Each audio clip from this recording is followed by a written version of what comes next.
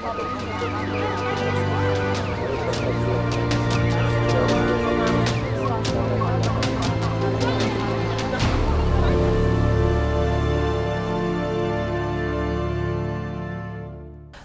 कार्यक्रम forum for public भोइसमा यहाँलाई हार्दिक स्वागत छ। म पुष्पा श्री कार्की। कार्यक्रम forum for public voice centre for innovative governance practices CIGP को सहयोगमा निर्मित माउन्टेन टेलिभिजन HD द्वारा यहाँले हेरिरहनु भएको छ। कार्यक्रम फोरम फर पब्लिक भोइसमा हामी समसामयिक विषयवस्तुमा छलफल निष्कर्ष सहितको छलफल गर्ने गर्दछौं र आजको श्रृंखलामा हामीले छलफल गर्न लागेको विषयवस्तु रहेको छ नवप्रवर्धन साझेदारी कोषको व्यवस्था र सृजनशील कार्यक्रमको पहल। यस विषयमा आज हामी छलफल गर्नेछौं र सदाझै आज पनि हामीसँग कार्यक्रमको संयोजकको भूमिकामा हुनुहुन्छ नेपाल सरकारका पूर्व सचिव कृष्णहरि बास्कोटा। म कृष्णहरि बास्कोटा सरतर्फ आउन चाहे। आज हामीले छलफल गर्न लागेको विषयवस्तु नवप्रवर्धन साझेदारी कोषको व्यवस्था र सृजनशील कार्यक्रमको पहल। यस विषयमा थोरै प्रश्न पारिदिनु हुन म यहाँलाई अनुरोध गर्न चाहे। आज म नवप्रवर्धन सम्बन्धी सङ्घीय मामला तथा स्थानीय विकास मन्त्रालयले एउटा कार्यविधि जारी गरेको र यसको पहलको निमित्त 7 वटा प्रदेश र 753 पालिकाको निमित्त जुन आह्वान गरेको विषय छ त्यसमा केही आफ्ना अवधारणा अगाडि सार्न चाहन्छु। नेपाल सङ्घीयतामा प्रवेश गरेसँगै स्थानीय तहहरू घर आँगनको सिंहदरबारमा रूपान्तरित भएका छन्। यिनले मूलतः स्थानीय सुशासन अभिवृद्धि गर्ने, स्थानीय सेवा प्रवाहलाई चुस्त र दुरुस्त तुल्याउने तथा स्थानीय आर्थिक विकासका क्षेत्रमा अतुलनीय भूमिका निर्वाह गर्नुपरेको छ। यिनै कुरालाई मध्यनजर राखी सङ्घीय मामला तथा सामान्य प्रशासन मन्त्रालयले नवप्रवर्धन साझेदारी कोष कार्यान्वयन निर्देशिका 2078 जारी गरेको छ। यस निर्देशिका अनुसार मन्त्रालयले सबै 7 वटा प्रदेशका लागि चालु आर्थिक वर्ष र आगामी आर्थिक वर्षमा गरी कुल 15 करोडका दरले थप अनुदान रकम विनियोजन गर्नेछ। यो रकमबाट प्रत्येक प्रदेश सरकारले आफ्नो प्रदेशभित्रका 10 वटा स्थानीय तहमा रु 1 करोड 50 लाखका दरले 10 वटा सृजनशील आयोजनामा लगानी गर्नेछन्। यसमा स्थानीय तहले पनि थप रकम लगानी गर्नुपर्नेछ। यसरी प्रदेश सरकार तथा स्थानीय तहको सहलगानीमा नवीनतम परियोजनाहरू सञ्चालन गरी नवप्रवर्धनलाई संस्थागत गर्ने ध्येय लिएको छ। यसमा स्थानीय तहले एक्लैले वा दुईभन्दा बढी स्थानीय तहहरू मिलेर वा स्थानीय तहले गैर सरकारी संस्था तथा सहकारी तथा निजी क्षेत्रका संस्थासँग लागत साझेदारीमा यी कार्यक्रम सञ्चालन गर्न सक्नेछन्। यसरी नवप्रवर्धनका कार्यक्रम सञ्चालनार्थ प्राप्त हुने रकमको निकासा, खरिद प्रक्रिया, लेखा परीक्षण लगायत प्रचलित कानुन बमोजिम हुनेछ। अब प्रश्न उठ्छ, यस्तो रकममा के कस्ता सृजनशील कामका लागि 753 वटा स्थानीय तहहरू अग्रसर हुन सक्छन् त? यसका लागि केही सम्भावित कार्यक्रमहरूको खाका अघि सार्ने जमर्को गर्दैछु। पहिलो कुरा, स्थानीय तहहरू सुशासन हासिल हुने कार्यक्रमका लागि अग्रसर हुनुपर्छ। सुशासन भनेको असल शासन, कानुनी शासन, राम्रो असल र व्यवस्थित शासन हो। यसैगरी नागरिकको प्रशासनिक अधिकारको समुचित प्रयोग हुने, सेवाग्राहीको सन्तुष्टि मापन गरिने र गुनासोरहित ढङ्गले जनअपेक्षा अनुसार काम गर्ने प्रणाली नै सुशासन हो। यही प्राप्तिका लागि स्थानीय तहले सृजनशील कार्यक्रमको खोजी गर्नुपर्छ। सुशासन अनुसार कुनै पनि काम गर्दा निश्चित कार्यविधि अवलम्बन गर्नुपर्छ। निश्चित समयमा निर्णय गर्ने, निर्णयको पारदर्शिता कायम गर्ने, निर्णयको आधार र कारण खुलाउने कर्तव्य पालन गर्नुपर्छ। यसैगरी क्षतिपूर्ति सहितको नागरिक प्राप्त राख्ने, निर्माण स्थलमा होर्डिङ बोर्ड राख्ने लगायतको प्रबन्ध गर्नुपर्छ। यिनै सेरोफेरोमा स्थानीय तहले नयाँ कार्यक्रम प्रस्तावित गर्न सक्छन्। प्रत्येक स्थानीय तहले सूचनाको हकको सुनिश्चितताको लागि अगाडि बढाउन सक्छन्। यसरी पारदर्शिता मार्फत सुशासन हासिल गर्ने कार्यक्रमहरू अघि सार्न सकिन्छ। संविधानको अनुसूची 9 मा स्थानीय तहले 22 वटा एकल अधिकारको सूची प्रयोग गरिआएका छन्। यसमा सम्पादन गर्न नसकिएका कामलाई सृजनशीलताकोमा ढाली नयाँ कार्यक्रम प्रस्तावित गर्न सकिन्छ। उदाहरणका लागि नगर वा गाउँ प्रहरीको व्यवस्था गरी स्थानीय तहभित्र सुव्यवस्था सुशासन कायम गर्न सकिन्छ। सहकारीहरूलाई परिचालन गरी नागरिकमा बचत गर्ने बानीको विकास गर्ने, स्वरोजगारका कार्यक्रम अघि बढाउने, स्थानीय तहका जनताको माग र आपूर्तिको प्रबन्ध गर्ने, कृषि उत्पादन आधारित लघु उद्योगहरू सञ्चालन गर्न सकिन्छ। आफूले सम्पादन गरेका असल अभ्यासको प्रचार प्रसार र उत्तरदायी सरकार सञ्चालनका लागि FM सञ्चालन गर्न सकिन्छ। स्थानीय स्तरका तथ्याङ्कहरू अपडेट गर्ने, योजना बैंक खडा गर्ने, आधारभूत शिक्षा र स्वास्थ्यका क्षेत्रमा रचनात्मक काम गर्ने, कृषि र पशुपालनलाई व्यावसायीकरण गर्ने, विशेष लक्षित वर्गका कार्यक्रम सञ्चालन गर्ने, बेरोजगार समस्या विरुद्ध अभियान सञ्चालन गर्ने, वातावरण संरक्षण गर्ने, स्थानीय भाषा, संस्कृति र कलाको संरक्षण जस्ता कार्यक्रमलाई अगाडि बढाउन सकिन्छ। यस अतिरिक्त प्रत्येक स्थानीय तहले निकासी प्रवर्धन गर्न, अन्तर्राष्ट्रिय गुणस्तरको प्रमाणीकरण, लेबलीकरण, ट्रेडमार्क, ब्रान्डिङ उन्मुख कृषि, वनजन्य र खानी खनिज उद्योगमा आधारित व्यवसाय, नवप्रवर्तनकारी उद्यमशील क्षेत्र, दलित समुदायबाट सञ्चालित, महिलाद्वारा सञ्चालित, अपाङ्गता भएका व्यक्तिहरूबाट सञ्चालित उद्योगहरूको संरक्षण गर्ने कार्यक्रमलाई अघि सार्न सकिन्छ। यसैगरी नवीनतम ज्ञान, सिप र क्षमतामा आधारित उद्यम सञ्चालन गर्ने, वैदेशिक स्वरोजगारबाट फर्किएर स्वदेशमै काम गर्ने अदुवा, अलैँची, मह, जडीबुटी, चिया, कफीको सामूहिक खेती गर्ने कार्यक्रमलाई प्रवर्धन गर्न सकिन्छ। साथै पर्यटन प्रवर्धनमा हिमालय आरोहण, पदयात्रा, बन्ची जम्पिङ, प्याराग्लाइडिङ, राफ्टिङ सञ्चालन गर्ने, फलफुल, वनस्पति, पुतलीका प्रजाति, दुर्लभ ठानिएका उच्च माग भएका फ्लोरिकल्चरको व्यवसाय सञ्चालन गर्न सकिन्छ। नेपाली कागज र तिनका सामग्री निर्माण गर्ने, सुगन्धित तेल, दाल, सुन्तला र हरियो तरकारी निकासी गर्ने, चिया, कफी, सनपाट, तोरी, सूर्यमुखी, अलैँची, अदुवा लगायतका नगदे बालीको खेतीबाट गरिब निर्माण गर्ने कार्यक्रम अगाडि सार्न सकिन्छ। स्थानीय तहले जैतुन, लोटसल्ला, तेजपात, टिम्बुर र डालेचुकको व्यवसायिक खेती गर्ने, लप्सी, बोधिचित्त, रुद्राक्षी, अर्गेली, चिउरी, चिनाइतो, श्रीखण्ड र मेन्थाबाट लाभ लिने र वनको सृजनशील उपयोग गर्ने कार्यक्रम तर्जुमा गर्न सक्छन्। यसैगरी पाउडर दुध कारखाना सञ्चालन गर्ने, दुधबाट बन्ने घिउ लगायत मिठाईका परिकारमा पनि आत्मनिर्भर हुने र चक्लेट लगायतका कारखाना खोल्ने योजना अघि सार्न सक्छन्। पशुपन्छी पसल, पशुपन्छी फार्म, ह्याचरी, मासु पसल, बधशाला, हाट बजार, मण्डीको विकास गर्ने, गोठ सुधार गर्ने, घाँसबालीको व्यावसायिक बिउ उत्पादन गर्ने, कोरेली पाडी हुल्काउने, गाई फार्म, अस्टिच पालन लगायतका कार्यक्रम सञ्चालन गर्ने र पशु आहारको उत्पादन गर्ने सृजनशीलता पस्किन सक्छन्। यस अतिरिक्त घाँसलाई साइलेज बनाउने, भेडा बाख्रा प्रवर्धन गर्ने, उनमा आत्मनिर्भर हुने, लघु जलविद्युत आयोजना सञ्चालन गर्ने वा वैकल्पिक ऊर्जामा जाने कार्यक्रम ल्याउन सक्छन्। यसैगरी महिला विकास र सहकारी लगायतबाट समृद्धि हासिल गर्ने, नगर वा गाउँघरको आयोजना छनौट गर्ने, प्रोजेक्ट बैंक बनाउने अवधारणा अघि सार्न सक्छन्। उच्च हिमाली क्षेत्रमा स्लटर हाउसको स्थापना गर्ने, सोही क्षेत्रमा मौरी पालन गर्ने, देशमरु झ्या जस्ता काष्ठकला, पौवार, भोजपत्रको उत्पादन र निकासी गर्ने, नेपाली घन्टी, थैली, बाँसुरी, करुवा, अन्टी, नेपाली कागजका सामग्री र नक्कली सुनका गहनाको उत्पादन निकासी गर्ने तथा चाँदी र तामाका भाँडाकुँडा एवं नक्कली सुनका गहनाको विश्व बजारको मागको पूर्ति गर्ने गरी सृजनशील कार्यक्रम तर्जुमा गर्न सक्छन्। यसरी मुलुकभरिका स्थानीय तहले नवप्रवर्तन साझेदारी कोषबाट 1.5 करोड रकम हासिल गरी कुनै एउटा सृजनशील काम गर्नुका साथै नेपालमा असल काम गरेको प्रतिष्ठा हासिल गर्न सबै स्थानीय तहहरू समयमै सजग हुनु समयको माग हो। यसका लागि सबै 753 स्थानीय तहले नवप्रवर्तन साझेदारी कोष कार्यान्वयन निर्देशिका 2078 को आजै गहन अध्ययन गरी यसतर्फ आगामी पाइला चाल्नुपर्ने मेरो अभिमत छ।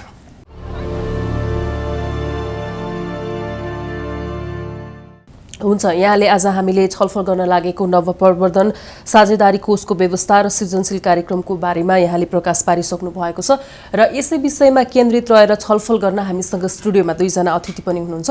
म उहाँहरूलाई स्वागत गर्न चाहन्छु।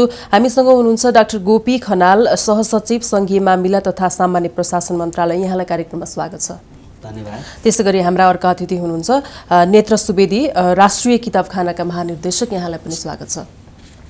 कृष्ण सरतर्फ नै फेरि पनि म आउन चाहे। आजको कार्यक्रममा हामीले छलफल गर्न लागेको विषयवस्तुलाई अब हामी कस्ता खालका प्रश्न गर्दै अगाडि बढाउँछौँ, केही प्रश्न पनि यहाँले प्रकाश पारिदिनु भयो भने कार्यक्रम अगाडि बढाउन सहज हुन्छ। पुष्पाश्रीजी, आज हामीसँग 2 जना नेपाल सरकारका सहसचिव हुनुहुन्छ। खास गरी डाक्टर खनाल संघीय मामला तथा स्थानीय विकास मन्त्रालयमा नै एक प्रकारले एलइडी लोकल इकोनोमिक डेभलपमेन्ट नवप्रवर्धनलाई कसरी अगाडि बढाउने, स्थानीय तहमा आर्थिक समृद्धिका आयोजनाहरू कसरी अगाडि बढाउने भन्ने नै जिम्मेवारी सहित काम गरिरहनु भएको छ। र अर्का नेपाल सरकारका सहसचिव नेत्र सुवेदी लामो समय स्थानीय तहमा काम गर्नुभयो। उहाँले पनि यस विषयमा राम्रो दखलता हासिल गरेर निर्वाचित स्थानीय तहका जनप्रतिनिधिलाई सघाउँदै आउनु भएको छ। यसर्थ आज म यस्ता विज्ञहरू सामुन्ने पहिलो कुरो त हाम्रो नेपालको सन्दर्भमा नवप्रवर्धन भनेकै के हो, यसलाई हामीले कसरी बुझ्ने, कस्ता चाहिँ नेपालमा यसका नवप्रवर्धनका अभ्यास भएका छन्, विश्वव्यापी पनि केही अभ्यासहरू छन् कि, यिनै कुरालाई हामी पृष्ठभूमिमा छलफल गर्छौँ। दोस्रो बुँदामा चाहिँ वास्तवमा नेपालमा स्थानीय तहले चाहिँ के कस्ता नवप्रवर्धनका कार्यक्रम प्रस्तावित गरेर 1.5 करोड रुपियाँ लिएर जनताको जीवनस्तरमा सुधार ल्याउन सक्छन्, यसको निमित्त स्थानीय तहले के पहल गर्नुपर्छ भनेर दोस्रोमा हामी छलफल गर्छौँ। र तेस्रो र अन्त्यमा चाहिँ वास्तवमा अब नयाँ निर्वाचन पनि हुँदैछ। अहिले निर्वाचित जनप्रतिनिधिको समय सकिन आँटेको छ। यता नयाँ निर्वाचित जनप्रतिनिधिले पनि आगामी 5 वर्षको निमित्त आफ्नो पालिकालाई 753 स्थानीय तहलाई कसरी नवप्रवर्धन तर्फका कार्यक्रममा उन्मुख गराउन सकिन्छ भनेर उहाँहरूको रचनात्मक सुझावहरू लिउँ भन्ने यिनै 3टा प्रश्नको सेरोफेरोमा छलफल गरौँ भन्ने मेरो आग्रह छ। हुन्छ, म अब सरासर प्रश्नतर्फ नै जान चाहन्छु। म डाक्टर गोपी खनालतर्फ लाग्छु। तपाईँको बुझाइमा नवप्रवर्धन भनेको के हो र विश्वमा के कस्ता नवप्रवर्धनमा चाहिँ आधारित कार्यक्रम सञ्चालन भएका छन्? नेपालको कुनै असल अभ्यासका बारेमा यहाँलाई के जानकारी छ? छोटोमा विश्लेषण गर्नुहोस् न। धन्यवाद। सर्वप्रथम म माउन्टेन टेलिभिजनलाई चाहिँ धन्यवाद दिन चाहन्छु, मलाई आफ्ना कुराहरू राख्ने मौका प्रदान गर्नुभएकोमा। अहिले सङ्घीय मामिला तथा सामान्य प्रशासन मन्त्रालयमा एउटा पिएलएसपी भन्ने कार्यक्रम छ। त्यो कार्यक्रमको सपोर्टमा प्रदेश सरकार मार्फत स्थानीय तहलाई हामीले चाहिँ स्थानीय तहका नवीनतम सोच, नवीनतम प्रविधिहरू प्रयोग गरेर चाहिँ नयाँ कार्यक्रम पेश गर्ने एउटा कार्यक्रम भर्खरै हाम्रो कार्यविधि हाम्रो आदरणीय पूर्व सचिवज्यूले भर्खरै त्यसको प्रस्तुत पनि गर्नुभयो। त्यो कार्यविधि स्वीकृत भएको छ। त्यसको बारेमा हामीले विभिन्न ठाउँमा अभिमुखीकरण सञ्चालन गरेका छौँ। म अलिकति थोरै इनोभेसनमा जान चाहन्छु। इनोभेसन भन्नाले खास गरी चाहिँ कस्तो भने एक प्रकारको यो क्रिएटिभिटी हो। कुनै पनि काम अहिले खास गरी स्थानीय सुशासन, स्थानीय सेवा प्रवाह र स्थानीय आर्थिक विकास, यो 3टा आयाममा हाल गर्दै आइरहेको काममा अथवा नयाँ तरिकाले गर्ने कामलाई नयाँ प्रविधि लगाएर, नयाँ सिप लगाएर, नयाँ सोच लगाएर गर्ने म एउटा उदाहरण दिन चाहन्छु। जस्तो चाहिँ यहाँसँग त्यहाँ सोफा मैले देखिरहेको छु। त्यो सोफाभित्र यहाँले सानो व्हिल राखिदिनु भयो भने त्यहाँ बढार्ने मान्छेलाई सजिलो हुन्छ, गुडाएर गर्न सकिन्छ। यहाँको एउटा हामी के अरे घरमा पलङ हुन्छ, पलङमा चाहिँ सानो तल व्हिल राखिदिनु भयो भनेदेखि चाहिँ त्यो पलङहरू सार्न पनि सजिलो हुन्छ। र त्यही तरिकाले नयाँ तरिकाले गर्ने काममा गाउँघरमा हँसिया हुन्थ्यो, पहिला सोझे उद्याउने गरिन्थ्यो, पछि एउटा करौती फिट गरियो, त्यसमा सानो करौती जस्तो बनाइयो भनेपछि त्यही हँसिया हो होइन। तर करौतीलाई चाहिँ घाँस काट्न सजिलो भयो। अर्को उदाहरण दिन चाहन्छु। पहिला चाहिँ धेरै पहिला घट्टमा कस्तो हुन्थ्यो भनेदेखि चाहिँ एउटा मान्छे बस्नु पर्थ्यो, माथि सोली फिट गरिन्थ्यो तर घट्ट घुम्थ्यो। अनि सोलीबाट मान्छेले हातबाट चाहिँ मकैहरू चाहिँ तल मकै गहुँहरू तल चाहिँ राख्नु पर्थ्यो। अनि कसैले एउटा नयाँ आइडिया लिएर आयो, त्यो बिचमा एउटा चाहिँ चरो फिट, काठको चरो फिट गरिदियो। त्यो चरोले चरो र चाहिँ यो सोली र घट्टको बिचमा चरा लिङ्क गराएर चरा थर्किँदाखेरि सोली पनि थर्केर बिस्तारै चाहिँ मकैहरू चाहिँ घट्टमा चाहिँ झर्न थाल्यो, आफै पनि थाल्यो। मान्छे गएर अरू काम गर्दाखेरि आएर घट्टमा चाहिँ आफ्नो पिदिरहेको। मतलब अहिले भइरहेको कामलाई नयाँ तरिकाले गर्ने। तर कस्तो त्यो तरिका गर्दाखेरि कस्तो भने त्यसको रिजल्ट हेर्नुपर्छ। त्यसले चाहिँ इफिसियन्सी भयो कि भएन, पहिलाभन्दा कम सस्तोमा गर्न सक्यो कि सकिएन, अथवा त्यसले कम इनपुट लगाएर बढी आउटपुट आयो कि आएन होइन, त्यसले चाहिँ इफेक्टनेस भयो कि भएन, त्योभन्दा चाहिँ त्यो काम प्रभावकारी छ कि छैन। मतलब अहिले स्थानीय तहले गर्दै आएको कामलाई चाहिँ छिटो छरितो, पहिलाभन्दा छिटो पनि हुनु पऱ्यो, पहिलाभन्दा छरितो पनि हुनु पऱ्यो, पहिलाभन्दा सुविधाजनक हुनु पऱ्यो। जस्तो उदाहरणलाई चाहिँ के इक्जाम्पल म दिन चाहन्छु। जस्तो अब अहिले हामी चाहिँ वडा कार्यालयमा जानु पऱ्यो, कतिपय ट्याक्स तिर्नु पऱ्यो भने वडा कार्यालय धाउनु पर्ने हुन्छ होइन। केही नगरपालिकाहरूले चाहिँ पेमेन्ट सुरु गरेको छ भने घरमै बसी चाहिँ वडामा जानै परेन होइन।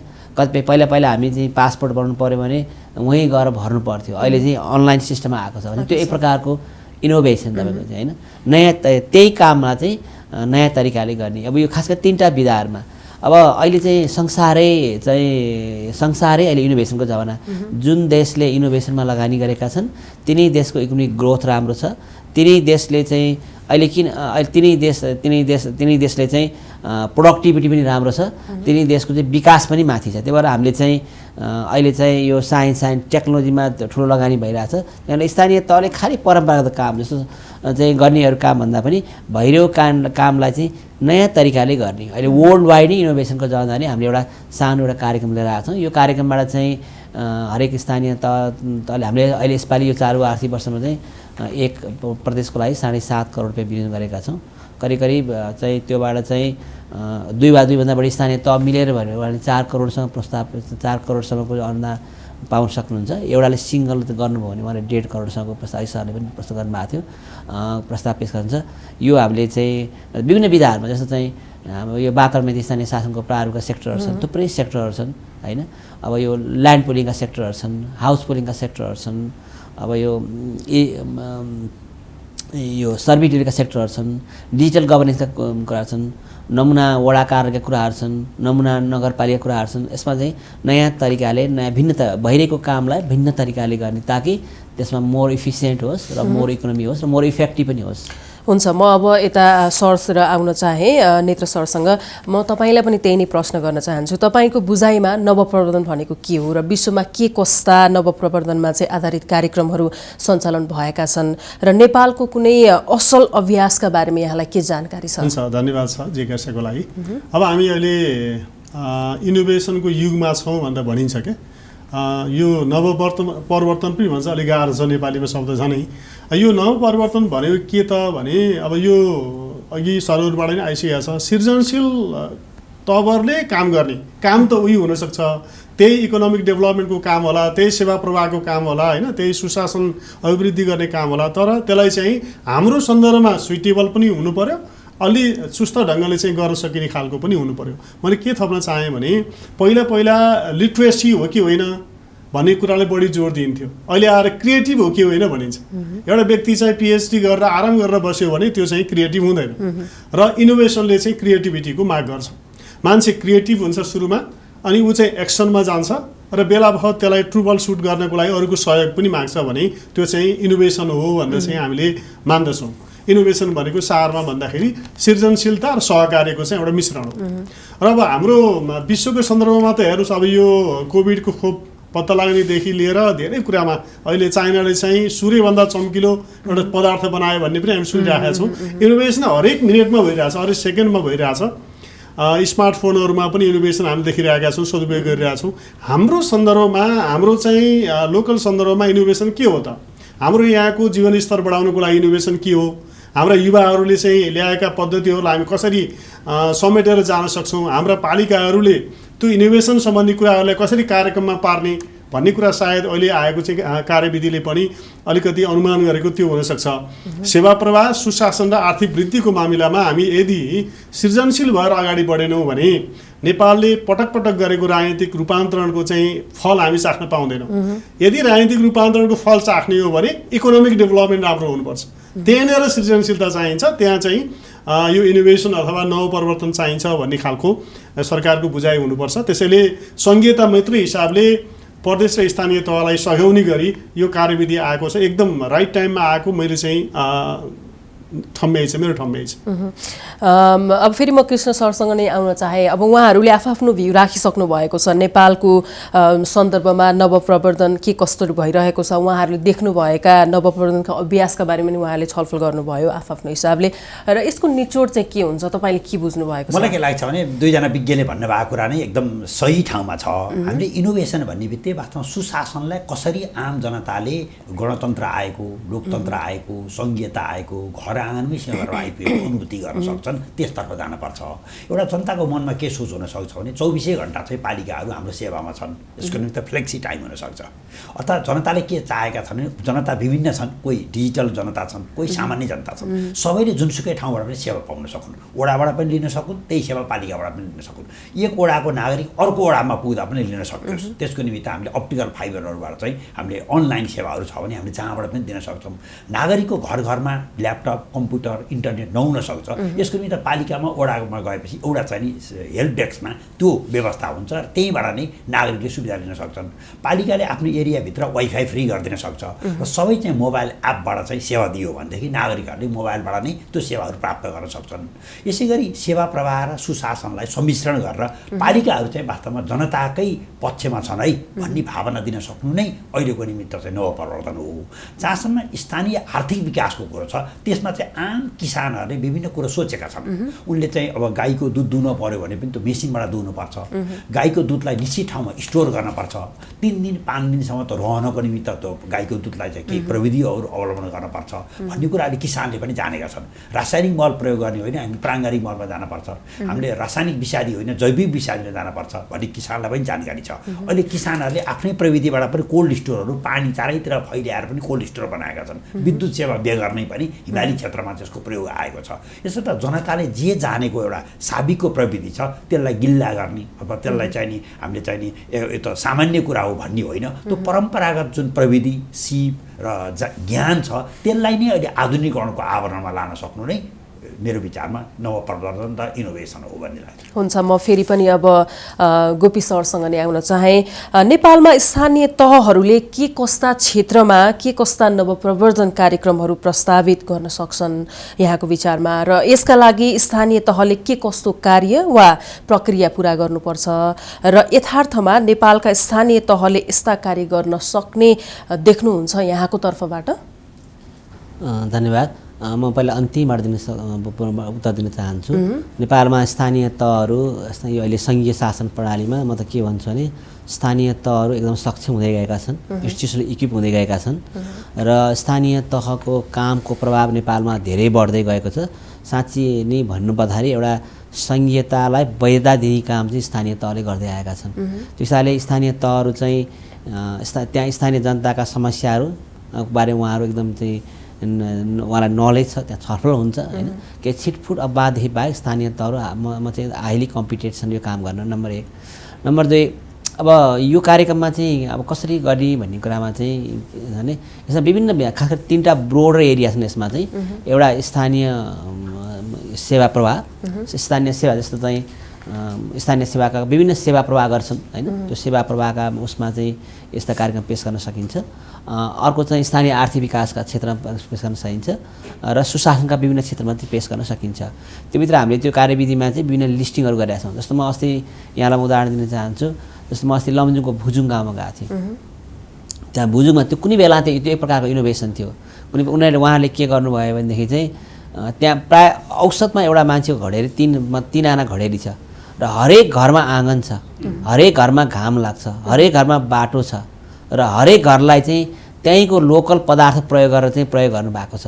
र एकै ठाउँ तल खेतमा चाहिँ जस्तो यहाँ चाहिँ म देख्छु काठमाडौँ आसपास काठमाडौँमा जस्तो खेतमा धेरै ठाउँमा नेपालमा खेतमा अहिले धान फल्न छोडेर घर फल्न थालेका छन्। त्यहाँ खेतमा धान फलेको छ र चाहिँ गरेको छ। पुराना कतिपय चाहिँ गरा समयनी कार्य गरेका छन् भने त्यो प्रकारको इनोभेसन हो। त्यो भएर चाहिँ उहाँहरूले कसो गर्न सक्नुहुन्छ भने जस्तो ल्यान्ड पुलिङमा इनोभेसन ल्याउन सक्नुहुन्छ होइन, जग्गाहरूलाई एकीकरण गर्ने कारमा। हाउस पुलिङमा उहाँले गर्न सक्नुहुन्छ। जस्तै सबै वडामा म चाहिँ यो चाइल्ड फ्रेन्डली लोकल गभर्नेन्स चाहिँ एउटा स्किम ल्याउँछु भन्न सक्नुहुन्छ। बाल मैत्री स्थानीय शासन प्रारम्भहरू, यो वातावरण मैत्री स्थानीय शासनका विभिन्न इन्डिकेटरहरू छन् है। जस्तो केही नगर यस्तो ल म हरेक घरमा चाहिँ अब जस्तो घना बस्ती भएका ठाउँमा चाहिँ म नयाँ प्रविधिले चाहिँ म्यासिभ रूपमा चाहिँ कौशी खेती चाहिँ गराएर चाहिँ यो अर्ग्यानिक वेस्टमा चाहिँ गर्न सक्नुहुन्छ। जस्तो दमक नगरपालिकाले सबै अर्ग्यानिक वेस्टबाट मल निकालेको छ, त्यो पनि एक प्रकारको इनोभेसन हो। अनि चाहिँ जस्तो चाहिँ यो बायोडाइभर्सिटी कन्जर्भेसनका कुराहरू चाहिँ गर्न सक्नुहुन्छ। जस्तो केही देशहरूले उदाहरण म दिन्छु, केही ठाउँमा चाहिँ अहिले बाहिर कस्तो आएको छ भने पहिला चाहिँ हरेक डाँडा पोखरीहरू बनाएर चाहिँ एउटा पोखरीबाट अर्को पोखरीमा पानी लिङ्क गरी वर्षाको पानी सबै पोखरीमा ट्र्याप गरिदिने 8-10 वर्षमा सुध हरियो भएर जाँदो रहेछ, सबै मूलहरू पलाएर जाँदो रहेछ। त्यो पनि एक प्रकारको इनोभेसन हाम्रो पुर्खाले गर्दै आएको छ। नयाँ इरिगेसन प्रणालीमा उहाँले इनोभेसन ल्याउन सक्नुहुन्छ होइन। अब कार्यालय चाहिँ बन्ने तरिका नि चाहिँ कार्यालयमा नि चाहिँ कस्तो भनेदेखि चाहिँ वान डोर सिस्टममा इनोभेसन चाहिँ ल्याउन सक्नुहुन्छ। सबै कार्यालय एकीकृत रूपमा लैजाने कुराहरू गर्न सक्नुहुन्छ। धेरै एरियाहरू चाहिँ छन्, तर मेजर फोकस चाहिँ हाम्रो स्थानीय आर्थिक विकास। किन भन्नु भने अहिले यहाँ सरहरूले पनि चर्चाहरू गर्नुभयो। अहिले हाम्रो देशको एजेन्डा, मुख्य एजेन्डा भनेको नि चाहिँ यो रेमिट्यान्स मतलब नेपालीहरूलाई श्रमको लागि विदेशमा पठाउने चाहिँ काम चाहिँ घटाउने कसरी र नेपालमा उत्पादन कसरी बढाउने र मान्छेको आम्दानीको पकेट कसरी बढाउने, मान्छेको पकेटमा के अरे यो चाहिँ यो इकोनोमिक केक कसरी बढाउने भन्ने कुरा चाहिँ हाम्रो मेजर चुनौती छ। हामीहरूको अहिलेसम्म हाम्रो म ज्यादा ध्यान के देख्छु भने त्यो भइरहेको इकोनोमिक केकलाई बाँड्नेमा हामी ध्यान गइरहेछ होइन। तर त्यो इकोनोमीको हाम्रो नेपालको मूल समस्या भनेको चाहिँ त्यो वितरणमा पनि समस्या छ। तर वितरणभन्दा पनि हाम्रो मूल सुरु समस्या भनेको त्यो अर्थतन्त्रको केकै सानो छ कि त्यो केक ठुलो नबनाएसम्म वितरणले हाम्रो सोल्युसन चाहिँ गर्नेवाला छैन। त्यो वितरण बन्ने तरिका भनेको त्यो केक ठुलो बन्ने तरिका चाहिँ तल मूलबाट पानी भएर पोखरी जम्मा हुन्छ नि हो। त्यसै गरी घर घरलाई उद्यमशीलता अभियान गरेर नयाँ ढङ्गले यो इनोभेसनको तरिकाले नयाँ ढङ्गले चाहिँ गर्न सक्यो भने मलाई लाग्छ यसले चाहिँ एक किसिमको एउटा चाहिँ लोकल इकोनोमिक डेभलपमेन्टमा एक किसिमको चाहिँ एउटा इनोभेसन लिएर आउँछ। यसले चाहिँ एउटा रिभोल्युसन पनि लिएर आउँछ लाग्छ। म नेत्र सरसँग आउन चाहे, तपाईँलाई पनि म फेरि त्यही प्रश्न गर्दैछु। नेपालमा स्थानीय तहहरूले चाहिँ के कस्ता क्षेत्रमा र के कस्ता नवप्रवर्तन प्रवर्धनका कार्यक्रम प्रस्तावित गर्न सक्छन्? म पनि धेरै नै आशावादी छु। हाम्रो स्थानीय तहहरू चाहिँ त्यस्तो निष्क्रिय अथवा भनौँ न असक्षम छैनन्। उहाँहरूले कस्तो जागरुकता छ भने हामीलाई सपोर्ट मात्रै होस्, नीतिगत सपोर्ट भयो भने हामी अगाडि बढ्छौँ भनेर उहाँहरू लागिरहनु भएको छ। यति नै बेला सङ्घीय तहबाट चाहिँ यो भूउपयोग नीति सम्बन्धमा अलि राम्रो खालको सहजीकरण हुनुपर्छ भन्ने लाग्छ। त्यसपछि उहाँहरूले आफ्नो अघि डाक्टर गोपी सरले उठाउनु भयो नि, हाम्रो चाहिँ त्यो उत्पादन लागत कसरी घटाउने, हाम्रो खेतहरू कसरी चाहिँ उत्पादनमै प्रयोग गर्ने, बस्तीमा होइन उत्पादनमा कसरी प्रयोग गर्ने भन्ने खालको प्याकेज उहाँहरू डेभलप गरेर आउन सक्नुहुन्छ। अब यो भौतिक पूर्वाधारका क्षेत्रमा सायद यो फन्डमा चाहिँ लगानी हुँदैन, तर जब बढिसकेको बाटोलाई चाहिँ कसरी पर्यावरण मैत्री गराउने, कसरी जोगाउने, कि विपद कमभन्दा कम हुने अवस्था कसरी सिर्जना गर्ने भन्ने एउटा इनोभेटिभ आइडिया आउन सक्छ, विभिन्न ठाउँबाट आउन सक्छ, पहाड हिमालबाट। म एउटा चाहिँ पालिकामा गएको अनुभव सेयर गर्छु। यो उत्तरगाँ गाउँपालिका रसुवामा पुगेको थिएँ डिस्कसनको क्रममा। उहाँहरूले चाहिँ टिम्बुर खेतीलाई व्यवसाय गरिरहनु भएको छ। पहिला एउटा वडामा प्रयोग गर्नुभयो, बिस्तारै उहाँहरूले 5वटै वडामा व्यावसायिक टिम्बुर खेती गर्दै हुनुहुन्छ। अब उहाँहरूलाई चाहिँ भण्डारण र चिस्यानको लागि चाहिँ कार्यक्रम चाहिन सक्छ। अब त्यसमा प्रदेश मार्फत हाम्रो फन्ड गयो भने त्यो उपयोगी हुन्छ।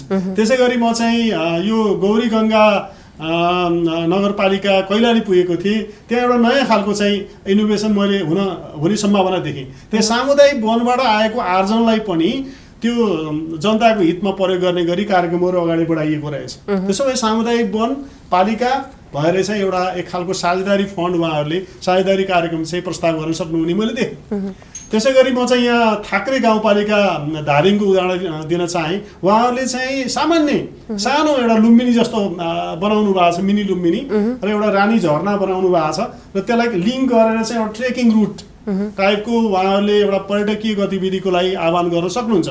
यस्तै यस्तै धेरै नै हजारौँ चाहिँ स्किमहरू यदि उहाँहरूले त्यसलाई चाहिँ महत्त्व दिएर कार्यपालिकाबाट यसलाई पारित गराएर अगाडि आउनुभयो भने यो चाहिँ ठुलो सम्भावना हो। वास्तवमा सुरुवात गर्यो भने अर्को साल फेरि यसलाई विस्तार गरेर जाने अवस्था होला।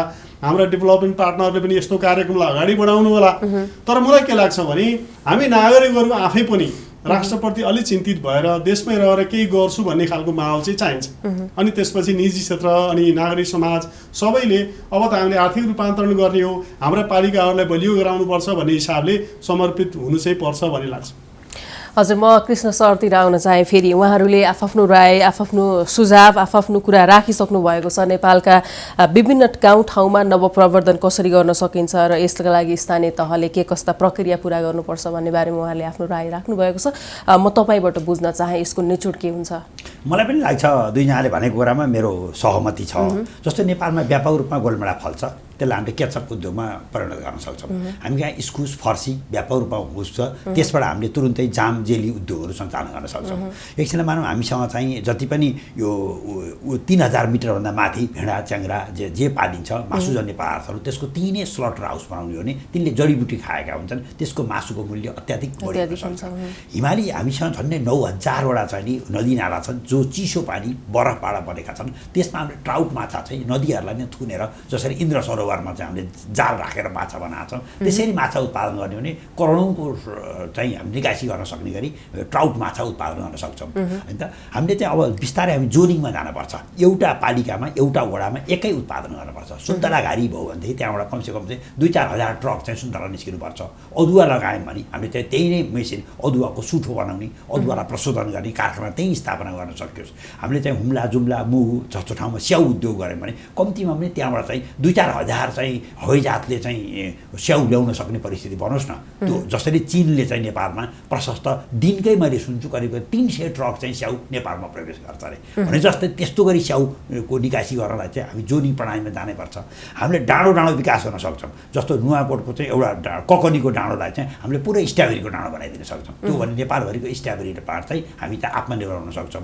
नेपालमा के उत्पादन हुन्छ त्यो हामी खानुपर्छ। हामी पहिला भन्थ्यौँ नि टिकनी बजी भन्थ्यौँ, काँको चिउराउ, हामी जुजुदहु भन्थ्यौँ। जुजुदहु भनेको भौतपुरमा बन्न पर्दैन। जुजुदहुको प्रविधि हामीले चाहिँ 753वटै पालिकामा जुजुदहु खुवाउन सक्छौँ। अहिले आइसक्रिम काठमाडौँको निरुलाजको आइसक्रिम खान पर्दैन दुध जहाँ पनि हुन्छ 753वटै पालिकामा हामीले चाहिँ आइसक्रिम खाने चाहिँ वातावरण बनाउन सक्छौँ पिज्जा भनेको चाहिँ कुनै काठमाडौँको सुविधा सम्पन्न होटलमा मात्रै बन्ने होइन सामान्य चाहिँ चिया पसलमा पनि हामीले पिज्जा बनाएर फ्रेन्च फ्राई बनाएर वितरण गर्न सक्छौँ एउटा आलु हामीले बेच्यौँ तौलेर भने त्यो आलुको मूल्य 5 रुपियाँ पर्छ त्यो आलुलाई चाहिँ फ्रेन्च फ्राई बनायो भने त्यो आलुले 200 रुपियाँ मूल्य दिन्छ यसरी नवप्रवर्तनमा गयौँ भने मुलुकको आर्थिक समृद्धि सम्भव छ हुन्छ म फेरि पनि अब डाक्टर गोपी खनाल सरतर्फ आउन चाहे अन्तिममा छौँ हामी र यहाँको लागि अन्तिम प्रश्न भविष्यमा स्थानीय तहले आफ्नै साधन र स्रोतमा आधारित भई सृजनशील एवं नवप्रवर्धनका कार्यक्रम अघि सार्न के गर्नुपर्छ यहाँका रचनात्मक सुझावहरू के हुन्छन्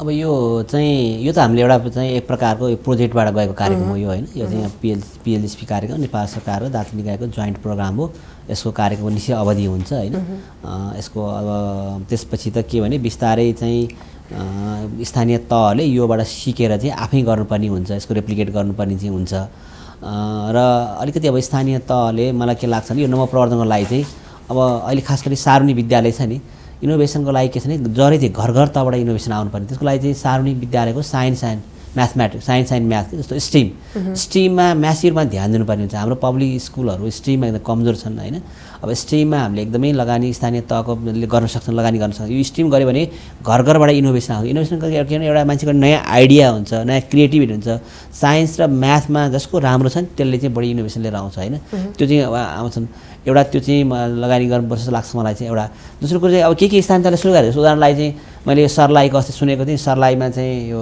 बागमती के अरे नगरपालिका गाउँपालिका के अरे बागमतीले के गरेको छ भने त्यो बागमतीको पानी लगेर एउटा ठुलो ताल बनाएर अहिले चाहिँ अब त्यो एरियाको चाहिँ एउटा पर्यटक केन्द्र चाहिँ बाँध्नु भएको छ जस्तै हाम्रो चाहिँ सहरको चाहिँ जिल्ला वालिङ नगरपालिकाले के गर्यो भने एउटा सर्टेन एरियामा सर्टेन कलर मात्रै लगाएर त्यहाँ मान्छे घुम्न जाने बनाइदिएको छ धनकुटा नगरपालिकाले एउटा के इनोभेसन लगायो 4 मैला हामीलाई काठमाडौँ 4 मैला हिँडेको भएको छ उहाँले के गर्ने 4 मैला लैजाने 4 मैला लगाएर थुपार्ने त्यसपछि पुर्ने एक दुई वर्ष त्यसलाई पार्कमा रूपान्तरण गरिदियो अर्को ठाउँमा लगेर 4 थुपार्ने फेरि पार्कमा अहिले नेपालभरिका मान्छे चाहिँ धनकुटामा चाहिँ 4बाट पार्क कसरी बन्ने भनेर घुम्न जाने गरेका छन् भने चाहिँ अलरेडी विभिन्न कसैले चाहिँ स्ट्रिट लाइटमा गरेका छन् कसैले चाहिँ यो नम्बरिङमा गरेका छन् धेरै ठाउँमा कामहरू भएको छन् स्थानीय तहले धेरै तर यो चाहिँ कसरी यो इनोभेसन भन्ने कुरो चाहिँ अब यसो सोचेर चाहिँ भन्यो भने एउटा मान्छे मात्रै होइन कि यो चाहिँ स्थानीय तहले के गर्नुपर्छ यसको प्रक्रिया छ जस्तो चाहिँ त्यहाँ चाहिँ अब जस्तो त्यहाँ एउटा गाउँ नगरपालिका छ भनेदेखि चाहिँ त्यो नगरपालिकाले चाहिँ त्यहाँका सबै वडा सदस्यलाई बोलाउने वडासीलाई बोलाउने त्यहाँका टिचरहरूलाई बोलाउने साइन्स एन्ड म्याथलाई बोलाउने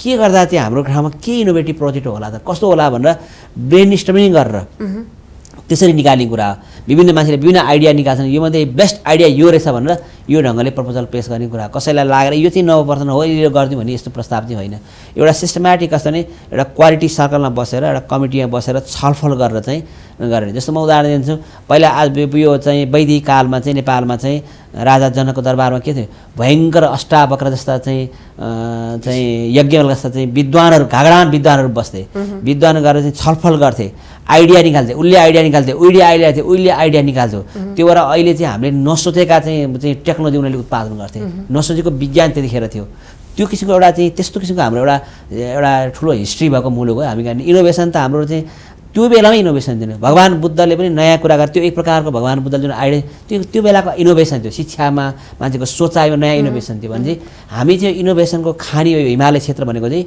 इनोभेसनको खानी क्षेत्र हो यहाँ चाहिँ सारा संसारका मान्छेहरू ज्ञान लिन यहाँ आउँथे यहाँको हावा पानी यस्तो छ कि चाहिँ यहाँको चाहिँ हाम्रो वैदिक र यो बौद्धिक संस्कृति यस्तो छ कि चाहिँ यो हावा पानी इनोभेसन हो तर के भने इतिहासको कालखण्डमा हामीले इनोभेसन भनेको चाहिँ अरू कुरालाई चाहिँ बाहिरको आएको कुरालाई मात्रै इनोभेसन मान्यौँ कि त्यसले स्थानीय तहले धेरै कुराहरू गर्न सक्छ हुन्छ म अब यता नेत्र सुवेदी सरसँग आउन चाहे तपाईँको लागि पनि अन्तिम प्रश्न यही नै हो भविष्यमा स्थानीय तहहरूले आफ्नो साधन र स्रोतका आधारमा सृजनशील एवं नवप्रवर्धकका कार्यक्रम अघि सार्न के गर्नु पर्ला र यहाँका रचनात्मक सुझावहरू के हुन्छ हजुर स्थानीय तहहरू अहिले चाहिँ अब यो नयाँ महामारीको चाहिँ असर पनि उहाँहरूले झेल्दै अगाडि बढ्नुपर्ने छ अनि अरू सम्भावना भनेको चाहिँ अब निर्वाचित प्रतिनिधि हुनुहुन्छ एक खालको मेसिनरीहरू राम्रो तयार भएको छ वडाहरू स्थापना भएको छन् ठाउँ ठाउँमा आइटीहरू आइटीहरू पनि पुगिरहेछ। पुगेको छैन भने त्यो आइटीको विस्तारलाई अलिक ख्याल गर्नुपर्ने छ। अनि त्यसपछि वित्तीय साक्षरताको कुराहरू पनि महत्त्वपूर्ण छ। हेर्नुहोस्, यदि लगानी गर्नु पर्यो भने वित्तीय साधन पनि सँगसँगै चाहिन्छ। कहाँ के उपलब्ध छ भन्ने पनि नागरिकलाई जानकारी गराउनु पर्ने छ। त्यसैले सुशासनका ती पाटाहरूमा पनि ध्यान दिनुपर्छ।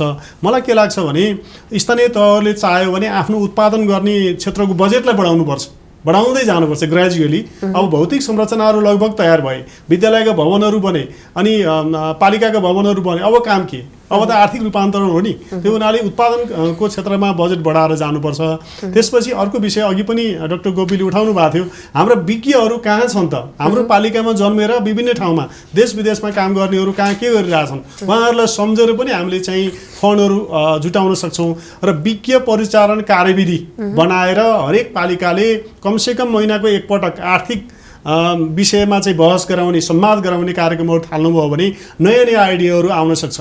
मैले भरतपुर महानगरमा कार्यरत छँदाखेरि विज्ञ परिचालन कार्यविधि कार्यपालिकाबाट पारित गराएर त्यहाँ लागू गरेको थिएँ। अहिले पनि लागू छ।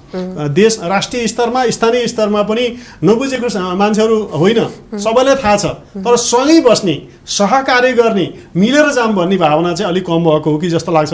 यसलाई बढाएर लैजाउँ।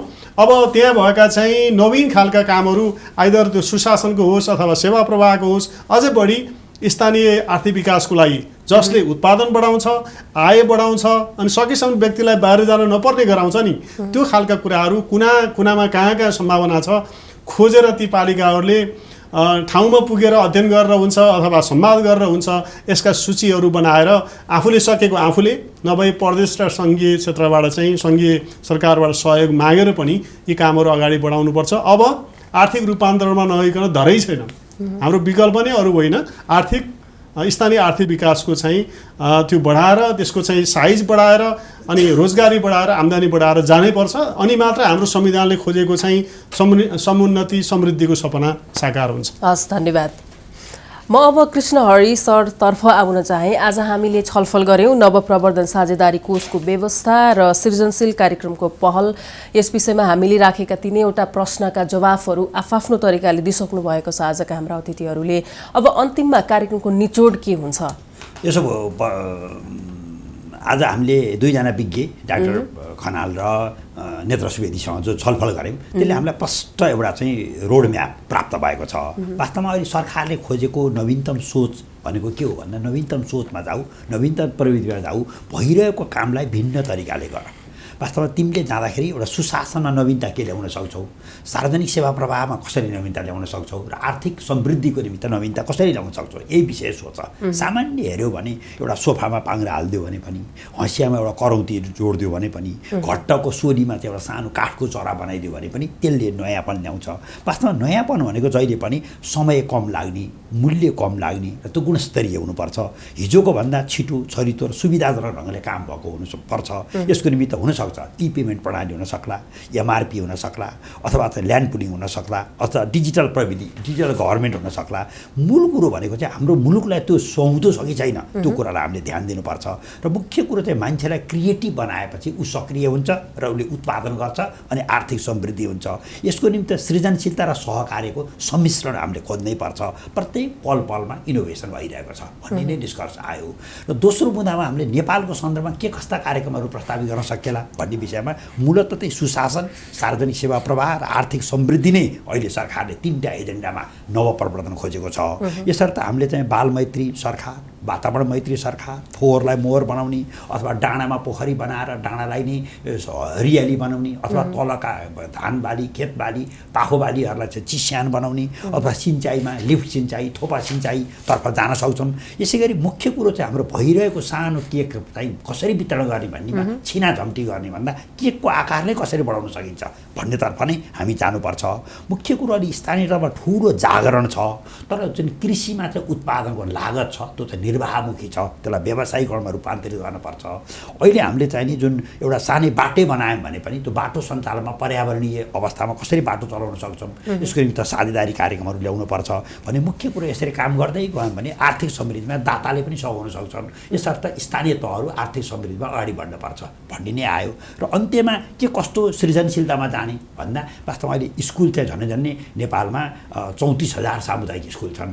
त्यसमा विज्ञान र गणित विषयका विशेष प्रयोग प्रयोगशालासहित विशेष जोड दिएर पढाउने, एक प्रकारले कसैले चाहिँ नदीबाट ताल बनाएछन्, कसैले कलर कोडमा गएछन्, कसैले फोहोरको ठाउँमा गुलाबको बगैँचा बनाएछन्।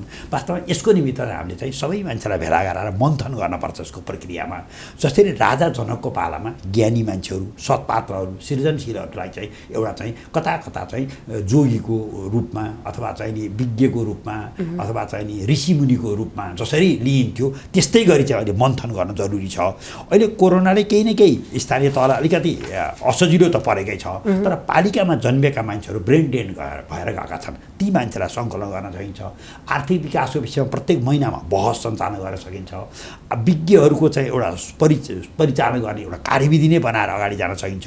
मुख्य कुरो हाम्रो प्रत्येक कुना कुनामा सृजनशीलता छ, त्यसलाई खोजी गर्नुपर्छ, त्यसको सूची बनाउनुपर्छ र तीन तहकै सरकार बीचको सहकार्यबाट नेपालमा यो सहकार्यद्वारा हामीले नवप्रवर्धनको निमित्त सुशासन, खास गरी चाहिँ यो सार्वजनिक सेवा प्रवाह र आर्थिक समृद्धिमा निकै नै उचाइ लिन सक्छौँ भन्ने नै विज्ञहरूबाट राय सुझाव प्राप्त भयो। हस् कृष्ण सर, यहाँलाई धन्यवाद। मलाई लाग्छ यहाँले राख्नुभएको निचोड सुनिसकेपछि यो कार्यक्रम आज हामीले प्रसारण गरिराख्दा, सञ्चालन गरिराख्दा धेरै आम दर्शकको जीवनमा पनि फरक पर्छ होला, उहाँहरूलाई पनि ज्ञान हासिल भयो होला भन्ने मैले आशा गरेको छु। र आज हामीले उठान गरेको विषयवस्तुमा छलफल गर्नका लागि स्टुडियोमा उपस्थित भइदिनु भएकोमा डाक्टर गोपी खनाल, सहसचिव सङ्घीय मामिला तथा सामान्य प्रशासन मन्त्रालयबाट हुनुहुन्छ, यहाँलाई धन्यवाद दिन चाहे। धन्यवाद। त्यसै गरी हाम्रा अर्का अतिथि हुनुहुन्थ्यो नेत्र सुवेदी, राष्ट्रिय किताबखानाका महानिर्देशक। आजको हाम्रो छलफलमा उपस्थित हुनु भइदिएकोमा यहाँलाई धन्यवाद। धेरै धन्यवाद। हस् दर्शकबिन, आज हामीले छलफल गऱ्यौँ नवप्रवर्धन साझेदारी कोषको व्यवस्था र सृजनशील कार्यक्रमको पहलका बारेमा फोरम फर पब्लिक भोइसमा। अर्को हप्ता हामी फेरि यस्तै समसामयिक विषयवस्तुमा छलफल गर्नका लागि उपस्थित हुनेछौँ। त्यतिन्जेलसम्मका लागि माउन्टेन टेलिभिजन HD हेर्दै गर्नुहोला। नमस्कार।